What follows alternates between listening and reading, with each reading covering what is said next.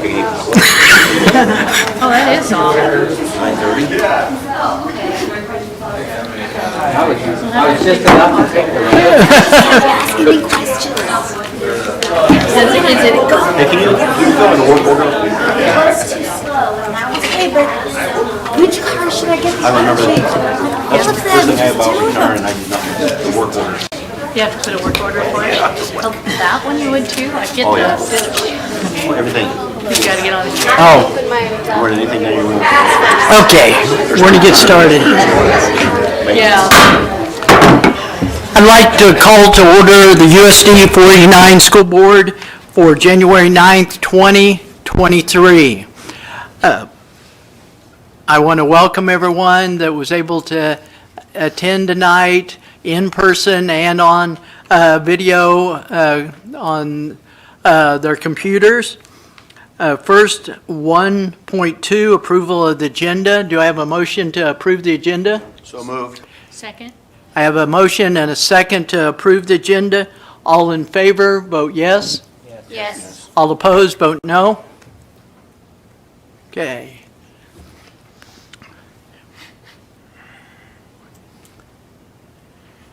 There.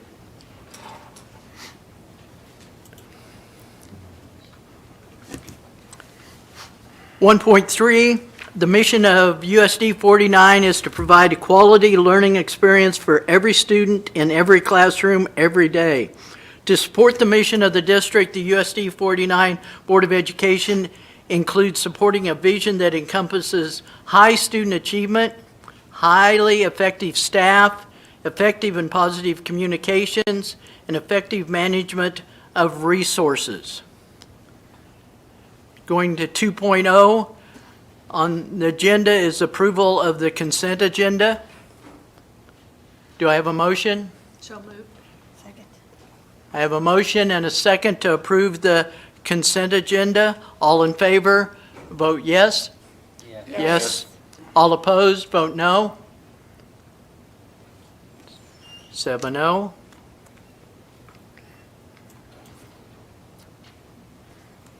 We have a couple of things that I want to just comment on the personnel transactions in the consent agenda. We have a couple of retirements. I'd like to thank and recognize Alicia Brungart for her 30 years of service with USD 49. I know she spent her career mostly, I may not hit them all, at the high school and the middle school. In both buildings. I know she was at the middle school and I know she was at the high school. Okay, so I want to thank her for all of her things that she put on at the high school and the middle school. Also, a voice that I've heard and I've been able to meet her many times over the last 26 years is Debbie Brown. Every time you call the superintendent's office, she is the receptionist here at Rockwell and has always been extremely helpful when I was calling from other buildings or calling as a board member or asking questions and get me to the right. So I want to recognize Debbie Brown for her 26 years as the receptionist and accounts payable clerk also. Okay, recognitions. School Board Appreciation Month, 3.1. Somebody baked cookies. Yes, and hopefully you can snack during the meeting. So month of January is designated as School Board Recognition Month. We would like to take the time this evening just to highlight our incredible school board members who are great advocates for the students and staff at all of our Hayes School District. Our school board members come from all walks of life. We have I hope I can get this right. I apologize if I didn't. We have a loss control safety representative for an insurance company. We have a PhD who serves as a licensed clinical marriage and family therapist. Lori, you're in a different spot tonight. We have 2 retired school administrators. We have a retired vocational agri-science teacher who now serves as a local businessman. And we have a former chamber CEO who now works as the owner-founder of our own personal speaking, training, coaching business for personal and professional growth for women. And we have a director of domestic and sexual violence and client services at a local nonprofit organization. Quite a diverse list there. While all of our board members come from different backgrounds and different lives, these individuals come together 2 times a month as school board members and help the district meet their mission, vision, and core values by creating valuable educational experiences for every student every day. While they may from time to time have different views on certain issues, their role as school board members has always shown that they are able to keep and maintain their focus on representing the district in a very positive and valuable way.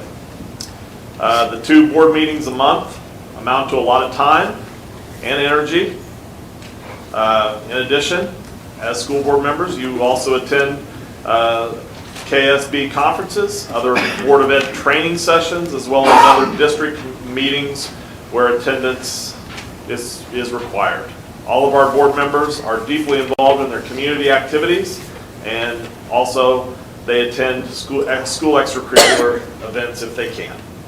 We would just like to take this opportunity tonight to thank and acknowledge our appreciation for all of you who take the time to share your leadership and your voice for the future of Hayes 489 students and staff. Thank you for everything you do. Okay, thank you.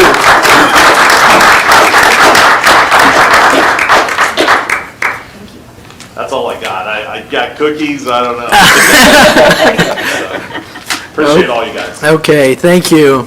4.1, public comment. The public forum guidelines, the board requests that all members of the public respect the rules outlined below so that everyone that wants an opportunity to provide input to the Board of Education will be given the chance. Speakers are asked to start with stating their name and address, where they reside. Speakers are limited to 3 minutes to make their presentations. Speakers are asked to make only points that have not been made previously.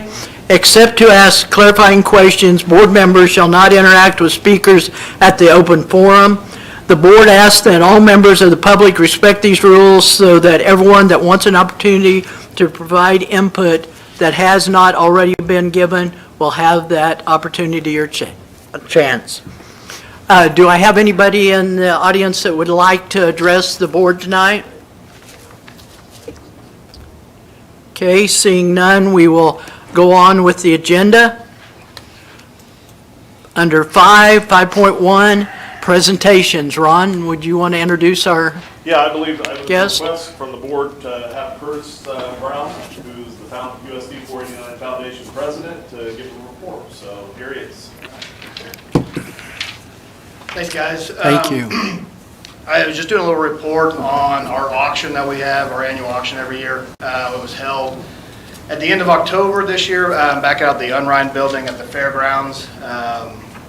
This year we had 294 people attend, and that's probably 40 more than we've ever had before. So it was the most people that we've seen at our event to date.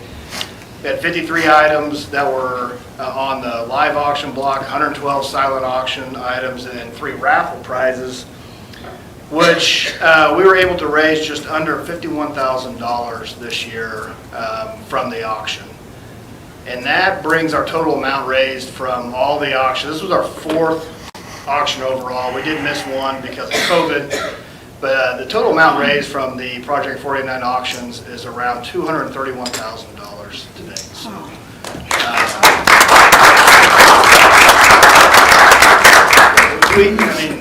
we continue to get great support from the community. Everybody, businesses donate, they sponsor, and it just continues to grow each and every year. It's really great to see the community support the foundation and its auction. So we have the previous years, we've raised the money for the construction of the secured entrances at each of the buildings in the district. Now that those have been built, we're kind of, our focus, we've refocused to more funding of grants inside the school, inside the classrooms. So we meet every month, and we go over grant requests that we get. Teachers and administrators, they submit those to the foundation every month, and we get to discuss and try to fund those as much as possible. Through last year, 2022, we were able to fund a great deal of projects, and hopefully with this money, then we can fund a lot more going in the future. Like some of the examples from last year, we've created a scholarship at project graduation now. There's no qualifications. It's everybody puts in their name, and if they draw it, then they get that scholarship. So we created that. We funded. We were able to replenish some of the items in crisis kits. So all the classrooms and all the schools in the district have these crisis kits. We were able to fund some of those items. Some of those items were out of date. We were able to refund those. We were able to fund a grant for some video production equipment at Hayes Middle School, some functional seating at Roosevelt, some supplies at the Weekend Preschool. Another neat event that we were able to fund was at Wilson Elementary. They had an author come in, so we were able to help fund that, where they had an author come in, and every elementary student at Wilson got that book from that author. That was the whole district. Whole district. K2, yep. So all the elementary kids got that. Even better, right? Even better. I had bad notes, sorry. But I mean, that was a neat request that we got to fund. There's other things, some reading books at O'Laughlin, some new equipment at Hayes Culinary Arts, or the Culinary Services, and then some robotic kits at Hayes Middle School. So a bunch of different projects. That's just from last year. So hopefully, with the money we were able to raise from this year's auction, we can fund more of those going in the future. So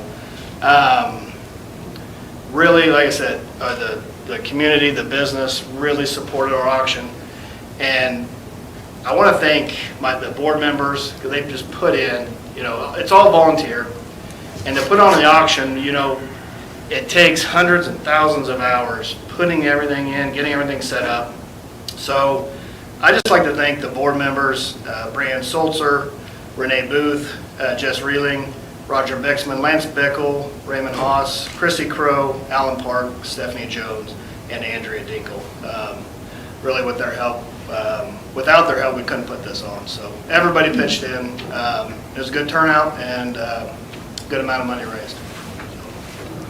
Next year, October 21st, back out at the fairgrounds. So, anybody have any questions? I don't have a question, I have a comment. I attended, it was amazing. I had a really, really good time. And the amount of items and the money raised and the amount of people there was amazing to me.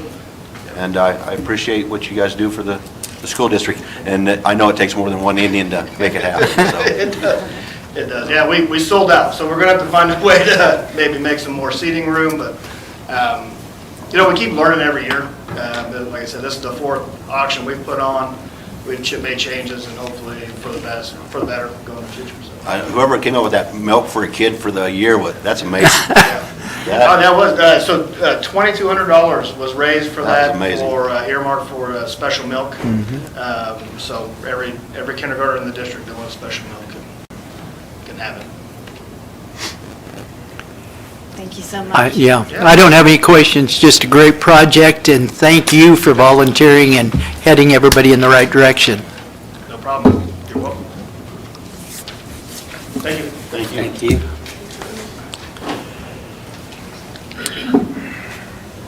.1 Superintendent's Report. Ron? Yeah, several things I want to share this evening. I think all of us in the Hayes School family were deeply saddened with the news of the unexpected passing of longtime Hayes High School foreign language teacher Laura Gallegos Haynes. Laura's presence will be sorely missed. Laura was liked and respected by everyone who knew her. The students and staff at Hayes High have been profoundly affected by Senora Haynes' death. I think everyone who knew Laura can take solace and the caring and selfless legacy that she left with everyone that knew her during her too brief lifetime. The results of her outstanding teaching accomplishments and a long list of contributions to the Hayes High students and staff will live on forever. Her legacy of living the district's core values to the fullest will no doubt serve as a model for others in the Hayes School family for a very long time. And I know the board saw several of the funeral, and I just thought we needed to recognize her contributions to our district, and she will be sorely missed. The turnout at the service, there was a wide variety of people from all the schools, and I especially felt for the high school just because of a colleague over the holidays and come back with that news. And I'm sure the high school even did a lot for students and staff that wanted to have additional counseling or people to talk to. So I appreciated that. Wonderful person. Yes. She was amazing. Yeah, she was. I think we have been talking for some time about the emergency connectivity funding. We did receive notification that we were funded. We were funded for $320,000 for the purchase of 800 iPads for the middle school. And we're excited. It took a long time.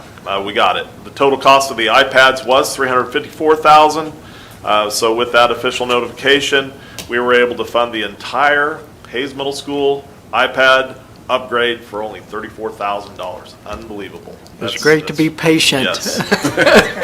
Yeah, go ahead. Would just like to thank Scott Summers, our district technology director, and Tamara Burke, who is our E-rate consultant with Smoky Hill Service Center, for their work in securing these funds. Since March, the district, and I think this is really interesting, since March of 2021, the district has purchased a little over $1.5 million of new technology with E-rate and ECF funding. The district has received a little over $1 million to assist with that $1.5 million of technology. So with everything that we've done, our district's only paid $474,000. And with all those dollars, and that's $1.5 million worth of equipment, we have funded for 960 student laptops at Hayes High, 800 student iPads at Hayes Middle, 200 staff laptops for K-8 staff, and a full replacement of the wired and wireless network in our district. We have made great leaps and bounds with our technology. And so credit to everyone who has put in efforts to make that happen. So wanted to acknowledge that. Also, we just received notification that our nutrition services received a grant from KSDE, and this was through the National School Lunch Program School Equipment Grant Awards. We were awarded $90,503 through this grant. There were 71 school districts who applied. Only 18 school districts were awarded funds, and of all those 18 school districts, that amounted to 35 pieces of equipment. We received 3 pieces of equipment. We're getting a new walk-in freezer at Wilson.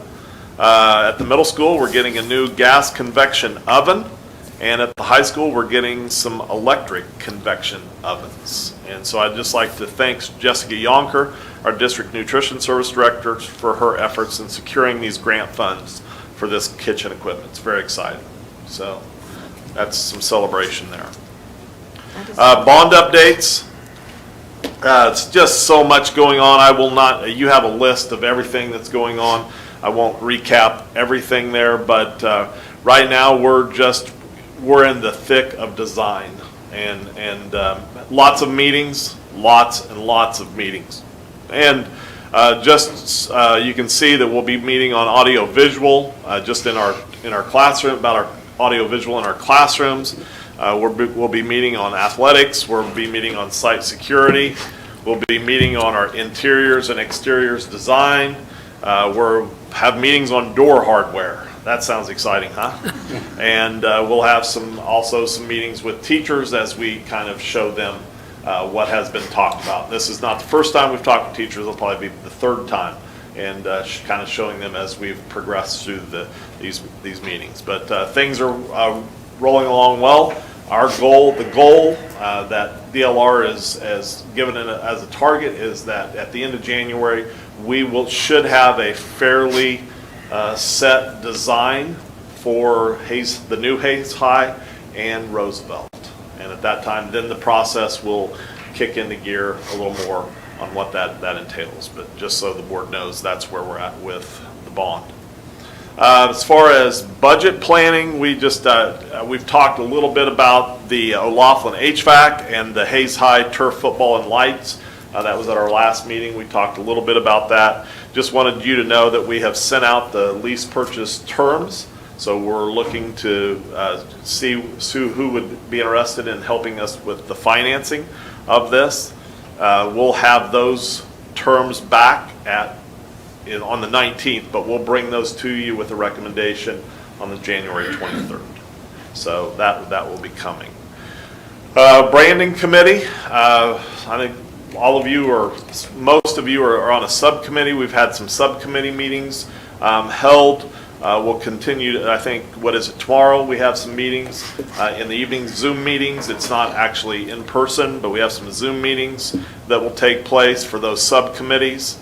And then tentatively, we'll be setting a meeting here at the end of January. I think after we meet tomorrow, we'll know exactly what date that is. So stay tuned for that. Also wanted to recognize our middle school winter activity. Our 7th grade girls A team, basketball team, were league champions. They were 16-0. Celebrate that. Our 7th grade girls B team at Hayes Middle was 11-5. Our 8th grade girl A team was also 16-0 and league champions. Whew, that's exciting. And as well as our B team was 15-1 and also league champions. So congratulations to our girls basketball teams at Hayes Middle. Wrestling, we had Camden Luck, Gavin Deneau.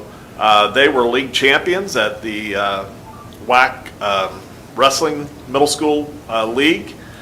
Tate Goodspeed, Mason Simmons, Brant Faunasteel, they all placed second. Owen Applehands, Brian Pro, and Jacinto Carrillo all finished third. And as a team, Hayes Middle School placed 4th out of 8, and we did, as we annually do, we host that tournament. So really, really proud of our wrestlers. And the last thing is the chamber banquet. Once again, if you are planning to attend, please let Jess know. She is needing a count. So other than that, that's all I have, unless you have questions. Any questions? Okay, thank you, Ron. Yep. Action discussion items, KSB recommendation policy revisions and new policies. This is the second reading. Yeah, this is everything that you've had. This is just updating our policies from as KSB recommends that we do every 6 months. This is the second read. Opportunity, if you have specific questions, I'll try to answer. All pretty standard.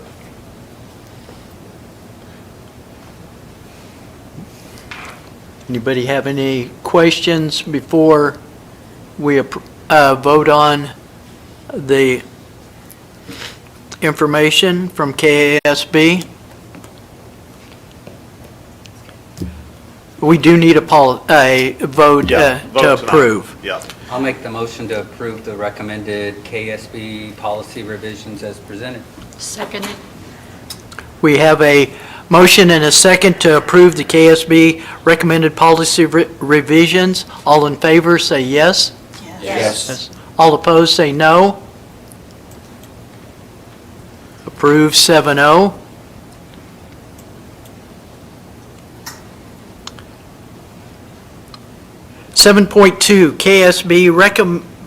recommended policy revision, and this is the first read on This is the first read, so there will be no action tonight on this policy. But basically, this is a performance-based credits policy. We do have a performance-based credits policy currently. But what you're seeing in front of you is fairly kind of changing the whole thing. The performance-based credits policy that has been in place for quite a while, it's more of a test out where students have the opportunity to test out of a certain class. It was not used very much, but we did have a policy in place. This still maintains that students can test out and move grade levels if they test out. But it's really more in trying to become in compliance with House Bill 2567 that was passed during the last legislative session. And it's more about, although House Bill 2567 had lots of different things in it, some good and some not so good. But some of the good was just some of the ability as a future for students to have the opportunity to gain credits for high school graduation by doing things outside of the school day. And so what this is, and this is recommended from KSB, is just kind of clarifying how we would structure those credits to give kids opportunities to gain credits outside of the school days for the future. If you remember, the state board made a recommendation for local boards to down the road for future, and we talked, and I think it was 7th grade is the class that will eventually they'll have the opportunity to maybe get some credits outside of the school day. So this is some language that is just kind of getting us in compliance with what's coming down the road. For example, it could be, and they gave examples during that time, that if you're a member of Boy Scouts or you do an Eagle Scout project, you will have the opportunity, if the district creates a partnership, sets up certain thresholds in terms of rigor and the mastery piece, that possibly down the road our students would be able to get some high school credits for things like that. That's just one example of unlimited. Could be some summer internship work, things like this. But this policy is just putting the language in place so we have it and we know what we can do for the future. Yes? So the language that is for our first reading tonight, that is verbatim what KASB has sent us, which would have gone through their legal, but still goes through our Sure. legal. Yeah, Bill's So always. lots of eyes have seen it before. It's long. It went from one little section to fairly lengthy, but it's more about, a lot of it is setting up with your outside entities, the organizations who you may partner with to, and things that you need to have in place. So lots of different pieces. But yes, KSB has approved this policy and they're now recommending it for all school districts. It also brings us in compliance with House Bill 2567 is so. Okay, other questions about, this is the first read, we'll come back next, second meeting here in January if you have further questions. Okay, 7.3, O'Laughlin Elementary HVAC upgrade. Okay, this is, as we talked a little bit about, just approving, we talked about this project for the future. We are putting before you just this HVAC upgrade at O'Laughlin, which is hopefully going to take place this summer. And this is through the State Greenbush Cooperative Purchasing Agreement, state contract with BCS, and it's for $1,279,514. And we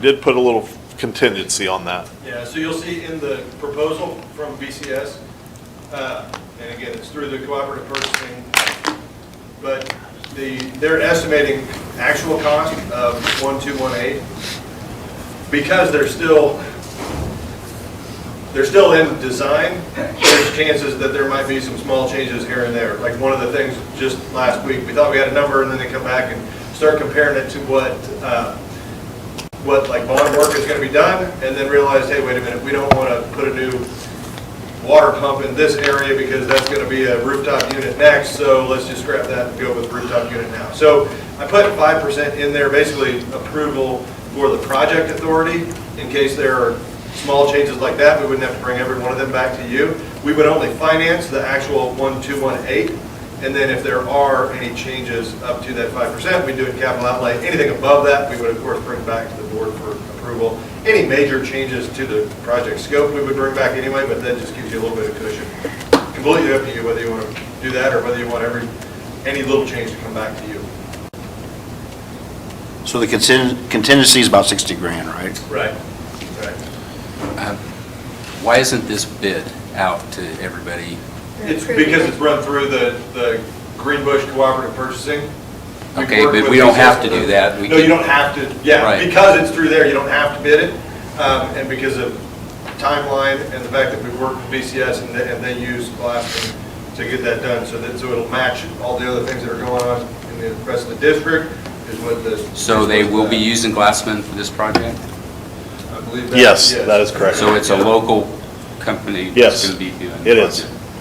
So BCS is just the, BCS is who we contract with because they are under that Greenbush, basically pre-approved. Their scope has already been bid for projects. So every little bit of whatever would go into the project has already been pre-bid, and then they sub out to who they see fit, which in our district is Glassman. but there's other contractors in that. Yeah, there'll be electrical, Greenbush. Yeah. our local electrician will be involved in the projects. Be very similar to Roosevelt. Yeah. Thank you. So I think you're asking the question, do we want to come back here every time that there's a change? Or do we just trust that when there are changes, that we're okay with that unless it's a big change? Right. Yeah, that's basically it. And again, Okay. it's completely up to you because we'll only finance through the lease purchase that will bring the options once we get those rates back. We're only going to finance the 1218, so anything would be out of capital outlay beyond that anyway.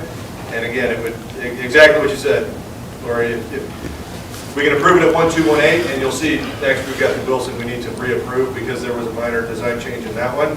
It basically give you the authority to say, okay, we can spend up to this much, which was just a 5% contingency in the project, or we can bring back any change that would go above the 1218. What about the maintenance? Are we going to have to call Wichita for them to come up to maintain it, like we have in some of our We've other got a projects? contract through BCS for Glassman. Glassman is our, So we won't be doing the calling Wichita, but okay. All of the other building controls that we have are through BCS. And so they're the vendor for the building controls that we have in all the other buildings right now.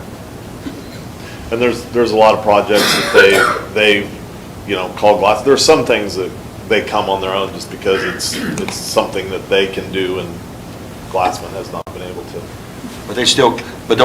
Do they not still control some of our buildings out of Wichita? Yeah, but remotely. The software. Yeah. Because wasn't the wrestling tournament and we couldn't, Sure. because it was in Wichita. Yeah, they're awesome. I mean, we can call them. We have numbers. We have cell phone numbers, and within a few minutes, even though they're not here, they'll help us out. Is that part of the contract, or is that Yeah. a service call? No, it's part of the contract. charge? Yeah, no charge. So I guess my thinking is that if we come here every time that there's, a change, it's almost like we're micromanaging these experts, individuals that have been hired to hopefully trust their judgments, if that makes sense. And if we give them a dollar amount, and then after that dollar amount, we come back here again, it probably should be looked at by the board at that point. So I guess that's what I'm thinking. I don't know what the rest of the board is You're just, thinking. I mean, I think what they're asking is a $60,000 buffer in case the heat pump's more than they originally thought it was, or the copper pipe went up. You're not asking to change out. Or we decide, yeah. or You're not when changing, they you're not finish changing, the you're not changing things out. No. Not changing things out. We, just so you understand, we have the leeway up to 20,000 to adjust this, but, you know, and then come back and tell you that that's what, but this just gives us a little more than 20,000. And there's possibility. Removing the delay Yeah, it's of just waiting delay. for our board meeting. Because as we get through these things, there's going to be things that possibly are going to pop up. And just like Chris highlighted, Wilson's already, we have a change as they've kind of dug a little more into it, things they need to do differently. So this prevents that. But once it goes over that 5%. that 1279, it'll come back to, it'll come back to the board then. Right. No, we would never do that. 60,000 a reasonable precedent to set? We have a standard of 20. Is 60,000 is Well, on a single I would project of say- this size? It's not? I would say it is because as they design this, I think they're fairly close to what is needed. But sometimes as they get into things, they realize that, oh, that's probably not going to work that way. In older buildings, sometimes you do run into situations. And we're only talking 5%, so I Yeah. mean, that's the difference there, I mean, Yeah. versus the 20 or 60. And when, do we know when the HVAC updates will start and when Summer. they're scheduled? Summer. Summer. I appreciate that. I've heard back from several buildings that it's hard to get the education process done if they're working on the roof.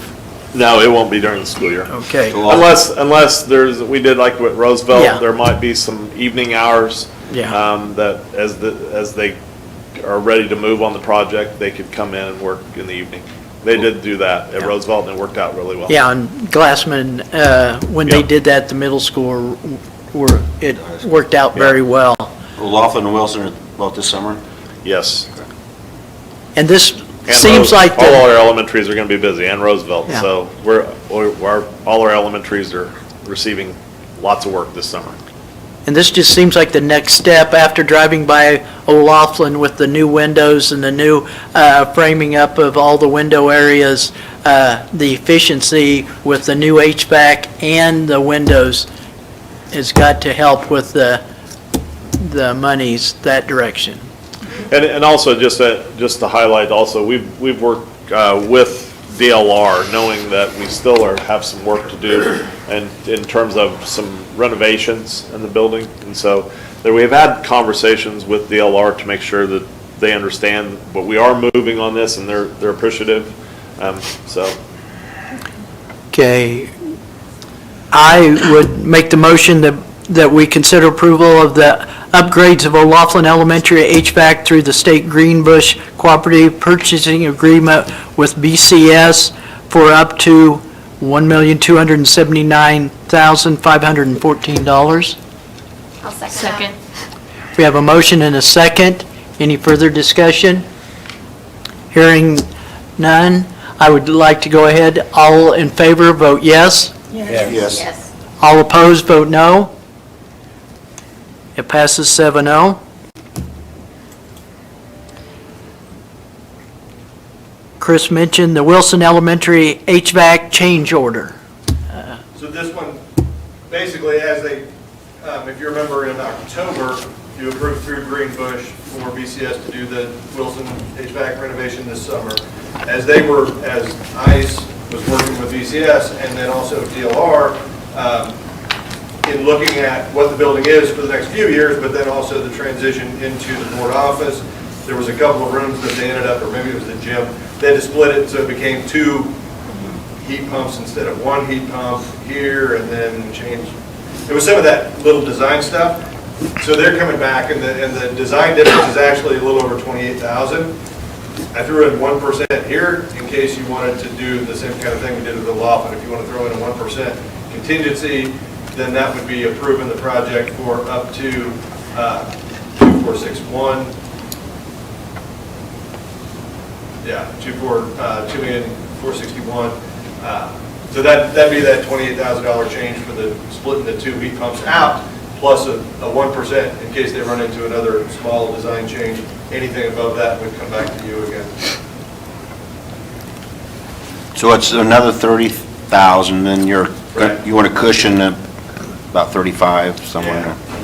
I just threw 1% on that one, because they don't think there's going to be any more. They think they're where they need to be, but again, just for efficiency. Sorry, And you again, didn't if you want to prove it for that 30, perfectly fine, it's up to you. We just bring it back if there is any change. The new office area, that is, we're still using that, we're not having to replace that. Right, right. It's just Yeah, that connecting part's it. all done. That This won't new be system touched. ties in and completes that. It That's all ties done in. with the building control system. Was that done by VCS? Yes. Thank you. And then, talking about this one and the last one, we will have reports according to what's happening and the changes, and, because I would like to know, I'm Yeah. kind of excited about this and like to know further what's happening, I guess. For sure, yeah. Okay, that sounds great. Mr. President, Yes. I make a motion to approve the updated project cost of $2,461,035 for HVAC upgrades at Wilson Elementary through the Greenbush Educational Service Center Purchasing Co-op Program.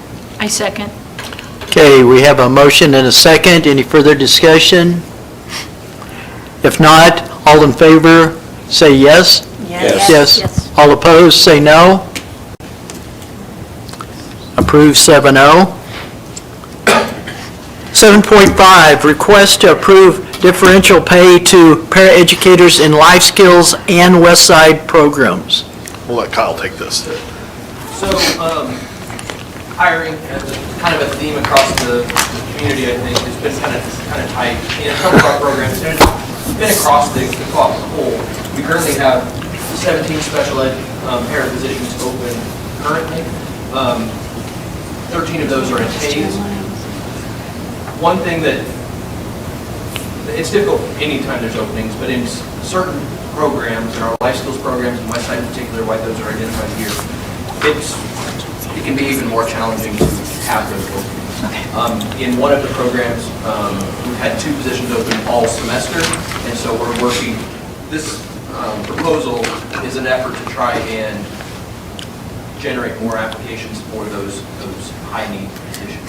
And it's also kind of a test to see what kind of things actually help generate more applications for other positions. So we do have 61 people who fall into those programs. Functional life skills, in this case, we're meaning STAR, our weekend center programs, functional life skills at Hayes High and Hayes Middle School, and then, of course, West Side is those para-educators that work over the building next door. So that's 61 people. The cost for a full year would be about $70,000 per year. Of course, this is going into effect halfway through this school year, so it'll cost us about $35,000 more for this year, and then $70,000 during each year. So I don't know what else to share except for it's our attempt to try and help with both retention as well as recruitment into those positions. Kyle, has all 4 districts approved this? Oh, that's a great point. This did go to the co-op's council superintendents and was approved by them to bring to the board as part of this. How many openings are there now? We have 17 current openings. 5 of those are in these programs. 13 are other resource level programs, but they're spread across those. Are they affected by that, or just? They are not. This only affects those 5 positions that are currently open, plus the 61 positions that are currently in these particular programs. And again, it's a kind of a piloting in a way of seeing what kind of things actually will help in both retention and the recruitment into these kinds of positions. When would it go into effect? Tomorrow. Next paycheck. Yeah, I mean, like. This paycheck, retroactive back to January? I don't know what would be the. A pay period, though, that's coming up. Okay, so maybe So- next. Okay. So then, the pay periods start the Sunday after the second Saturday, so whatever day that is. But it wouldn't be out of fiscal year. Oh, It's as soon as we can get it So it'd into be the system. So it would start with the hours next week. Yes, It's Sunday. because this is the last week of pay period, so it would start with next. Yeah, so we'll say, so it goes, it'll go into effect the next pay period, starting Monday. Kyle, is it currently, we pay the same for other, but now this group's going to get $1 more? Correct. And this is per hour? Yeah, this is something that other cooperatives have done, and differential pay based off of the program that the person works in. And again, this is a way of just for us kind of testing to see if that has an impact here or not. You mentioned your life skills, but you're also doing your STAR. Yeah. Yeah, STAR is life skills. Yeah, so we STAR. include STAR, we include weekend center, the life skills programs in Hayes High, Hayes Middle School, and West Side. Do you think you're going to end up with a bunch of the more general level paras applying to these higher skill positions that then makes these lower paying jobs the ones that you're still trying to fill? That's always the potential, but we've also, with West Side also, we've had positions with higher pay and benefits that have been open throughout the school year that haven't seen those kinds of Okay. people applying into those positions. So, I mean, hypothetically, you'd expect that, but there's no guarantee. And I'm just I would say if we curious- did it maybe a $10 raise, I don't know if $1 raise is going to be enough. But we'll see what we can do. Okay. And a paraeducator, is that a position requiring a specific degree or a certification, or that just makes? You have to have graduated high school, and that's the only requirement we have. You have to be able to pass a background check, TB test, but that's typical stuff for working in a school, but there's no additional certification that's needed to work in those positions. And the majority or all of those positions don't get benefits? Or do all they? have Partial pay benefits. Partial. but we have, fewer of them have full-time benefits because of The the hours hours. that are needed to cut the school. Right, okay. I'd like to make the motion to approve the paraeducators assigned to the functional life skills programs and the West Side School receive a pay differential of $1 per hour. Second? Have a motion and a second. Any further discussion? Kyle, so what percentage increase is this? Less than 10%, 7% probably. 7%? I'm truly guessing from math, from a percentage. So, but what's 1 divided by 12? I mean, it was 13. Yeah, but we can just do And that. then, are you going to report in a month or two and see if, Yeah, of course. Yeah. Would you let us know? You guys will see it in the personnel transactions. as well. but I don't, I but know. the problem is I don't know what links to link. Of course. Okay, please, But yes, we can share see on if, that. okay. Yeah, I would expect, because, yeah, and I'll have a special ed report at some point in here in the second semester. And certainly I can include some Please. information about how that's going. Thank you. Okay, thank you. Just for the records, it's 8 1/3%. Okay. And that's just, of course, the hard part is that it's $1 for everybody, and so those that have been with us for a while, like, it's going to be a different percentage for. Sure. Well, that makes sense, yeah. I mean, I thank you for trying something to, I mean, there is obviously a global phrase called war on talent for a reason.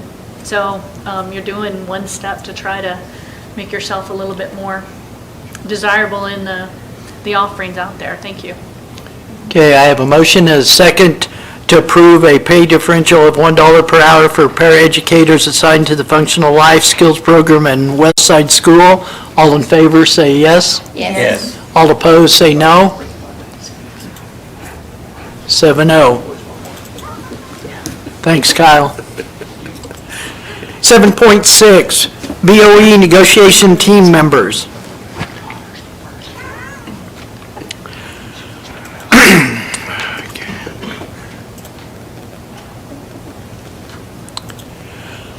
I met with Ron last week, and we talked about it was the time that we needed to appoint the board negotiating team because the training is coming up very shortly, and we want whoever is on the team to be available to get the training here locally. If possible, but there is online if that Right. doesn't work, so, yeah. So the way I understand it, the board and the superintendent meet, and I gave a recommendation of 3 people for the board negotiating team for 2023. I have recommended myself, Ken Brooks, the vice president, and Tammy Welbrock, to be on the negotiations team. Who was on it last year? Say those three. And Same three? Tammy was the lead negotiator last year as We president. didn't have our past president with Lance off the board. Or, no, not Lance, Mike. We also had an alternate last year. We're going to do that, or? That, the way I read it, I would be open for that because I think the input is well, if you have someone that is missing with that, do I have someone that is interested? I served at that last time, and I plan on doing the training anyway. And I would suggest any of the board members, if it's here locally, to do it so you understand what's going on. And it's available. Is it usually just 2 hours? Is it the 26th or? February 16th. Oh, February 16th. February Okay. coming up. Okay, Ron, do we need a motion for this or do we Sure. just You're appointed, appoint? appointing, so that's just for our What'd you knowledge. say, February? What? If everyone's good with it. Okay. What day did you say?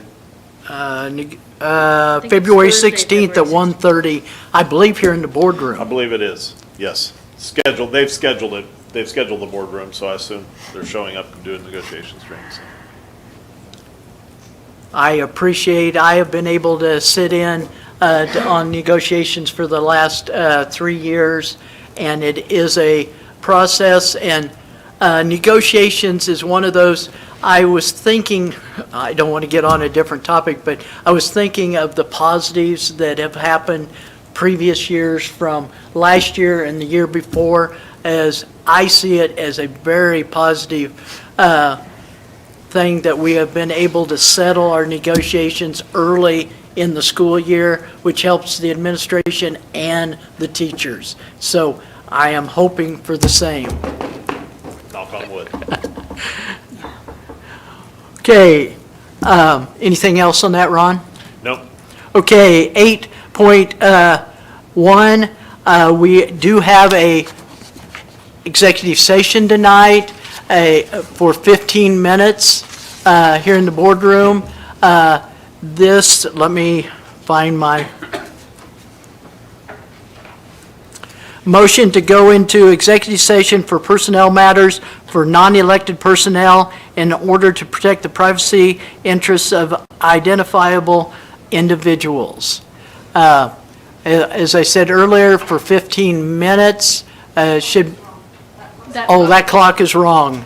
It's 7:22 right now. 7:22, board, do we need a break before the executive session if it's just for 15 minutes? Well, it has to be within an hour. I don't think we need a break. Oh, I need a break. we're rolling. It's a new year. Holy cow. I need the entire Board of Education at the executive session. That's it. That's it. Excellent. You don't want Mr. Jeter in there? Mr. Jeter, would you like to attend? That's up to you. I would love to have you attend. I will attend. Okay, time, I have 7:23, so 15 minutes. We will return at, come on, Megan, you did the math on the last one. 7:38. 38. Okay. There will be no action after the executive session. Oh, we need a vote. We need a vote. Oh, I make this motion, I all in second it. favor of going into executive session, say yes. Yes. All opposed, no? Okay. Soon as we can, we will get started.